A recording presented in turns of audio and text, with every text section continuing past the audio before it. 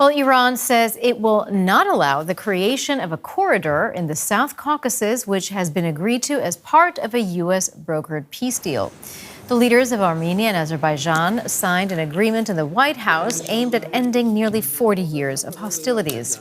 The deal gives the United States exclusive development rights to a transport corridor through Armenia, linking Azerbaijan to its Nakhichevan enclave bordering Turkey. It's not immediately clear how Iran would block that corridor, however. Well, meanwhile, Russia, a traditional broker in the region, welcomed the peace accord but warned against outside intervention, while sentiment in Armenia and Azerbaijan is mixed.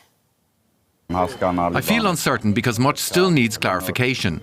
There are unclear aspects, and although the Prime Minister of Armenia made some statements from the US, more details are needed. My expectations are not high, as none of the documents signed between Armenia and Azerbaijan since 2020 have worked in our favor.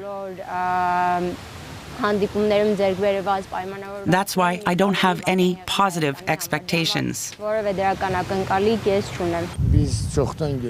We have been waiting for a long time for this agreement to be signed. We did not trust our neighbor Armenia. That's why a strong state was needed to act as a guarantor. Russia couldn't do it, but the United States succeeded. The US is taking full responsibility for security. This will bring peace and stability. Borders will open soon, and normal relations with Armenia will be established. Let's bring in Marcel Röthig, Friedrich-Ebert-Foundation's resident representative for the South Caucasus in Tbilisi. Marcel, what's your sense? How's this agreement being received in both countries? Well, I think with quite surprise. It was a big secret until the last minute what's actually going to happen in Washington, D.C. And, well, seeing those pictures and the heads of states or governments speaking about peace and friendship, reconciliation, even that's something the region never had before. So, of course, there's great skepticism, especially in Armenia, whether that was just a show or if real concrete steps are following. The peace deal has not been signed yet. It has just been paraphrased, but the real signature, that's still up to happen, and we have to see what's going to follow up in the nearest weeks and months. But definitely, it's a good step forward. And there will be repercussions here. What does it mean for the region? Well, it means that basically the whole cards are mixed in a new and different way. It means maybe even that the South Caucasus could finally unleash its full potential as a transit hub or as a hub for connectivity. If the borders once upon a day are going to open, and I'm not only speaking about Armenia and Azerbaijan, but mainly the Turkish-Armenian border, that would mean that, for example, Turkey would have the access onto the Caspian Sea. You would have a better connection with Central Asia, following up until China. And the biggest loser in here definitely is Russia, because Russia is not anymore able to bring order to the region. If you wanted, so Russia was completely out of these negotiations. And of course, we have to closely follow up what will be the reaction from Moscow. If we have time, I have a follow-up on that, but I do want to ask you about this. A major sticking point between Armenia and Azerbaijan has revolved around a corridor that the U.S. will now police. Tell us a little more about the role the U.S. plays in this plan. Well, basically, Armenia and Azerbaijan have been negotiating on that issue for several times right now. There have been bilateral negotiations. It's just that the Trump administration jumped in right at the beginning of this year. And what they basically did is that they, if you wanted, so they were the ones to open the final box, which now means that since we have the US in a private way taking care of that corridor, but the corridor itself remaining under Armenian jurisdiction, basically opened the doors, because Azerbaijan wanted to have the corridor, Armenia wanted to keep control. But the US private engagement was finally the tin opener, if you wanted so. And of course, the US can earn a lot of money. You see that several US companies already raised their interest. ExxonMobil signed a memorandum of understanding with the Azerbaijani oil producer SOCAR. So of course, there's a big economic interest in here. The US has never been that engaged and active in the South Caucasus before. And Marcel, briefly, if you can, I do want to talk about Russia again. Are they losing influence in the region?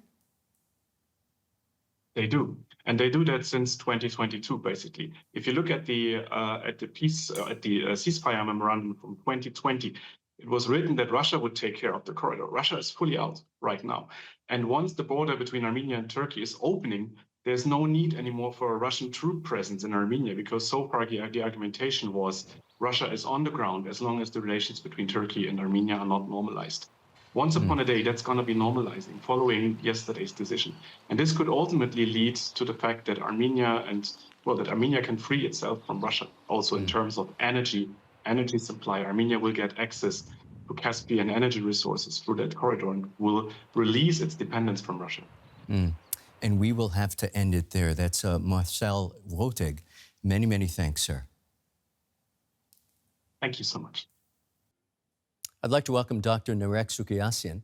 He's a researcher at the Friedrich-Ebert-Foundation, South Caucasus, and at the Center for Culture and Civilization Studies based in Yerevan, Armenia. Sir, I want to get your perspective on this. Will this deal finally bring peace to the region? It's a great breakthrough in the overall process. However, there is still a huge work ahead, and we're too early to call for a final peace. I would like to remind you, this is not a peace agreement. It's a pre-signing of the agreement. And Azerbaijan still continues to pressure Armenia to change its constitution for it to put its signature under such a deal. And it's hardly to do that until next year's general elections in Armenia. And if Armenia decides to change its constitution, it will take another year at least. Additionally, there are still reservations based on the history of the negotiating process and the conflict in general. I'd like also to remind that just a few years ago, Azerbaijan had its signature under another document that guaranteed the peaceful existence of Armenians in Nagorno-Karabakh, but only 2 years ago, it ethnically cleansed its entire population from those territories. Another issue that remains in the area of gray zone regarding this agreement signed that opens the communication between mainland Azerbaijan and Nakhichevan through Armenia is that the technical details actually of this agreement are yet to be pinned down, because it's an international route, it's an international transit, but the regime under which this transit is going to happen are yet unclear. It's unclear how the customs regime will be operated, what kind of officers will be on that road, how Azerbaijan is going to use this road, because it insisted on having the road as unimpeded access, whether this means Azerbaijani passengers and goods passing through or giving any information to Armenian customs, whether Armenia will have full access to this road and on what terms. But we know that a progress in this regard is that the road remains, the Trump route remains under the sovereignty, territorial integrity, and jurisdiction of Armenia, a point that Armenian side has long pressed on. So this is one of the positive sides of the agreement that was hard to convince Azerbaijan in. Another point that remains to be seen is the Eurasian Economic Union, which Armenia is part of. Because it is a customs union, among other things, its regulations need to tackle also the regime under which the route is going to be regulated. So there is a lot of ambiguity in that regard, and it's not excluded that Azerbaijan is still going to exploit these ambiguities to pressure a more operational control over the route, and less leverage is left to Armenia.